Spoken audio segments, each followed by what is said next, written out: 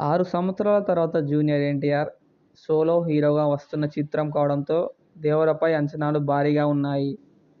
6 సంవత్సరాల క్రితం 'అరవింద సమేత'లో నటించారు.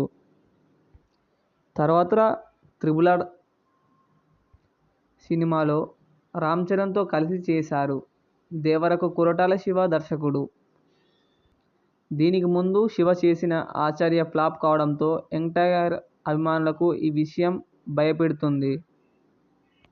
దాదాపు 300 కోట్ల పైగా బడ్జెట్తో ఈ సినిమాని 2 భాగాలుగా రూపొందించారు. ఇందులో మొదటి భాగం ఈ నెల 27వ తేదీన విడుదల కాబోతుంది.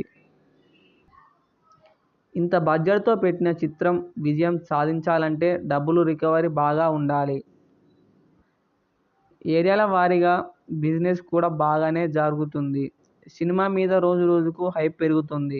పెట్టిన పెట్టుబడి తిరిగి రావాలంటే ఏపీ, తెలంగాణలో టికెట్ ధరల పెంపు ఉంటేనే సాధ్యమవుతుంది.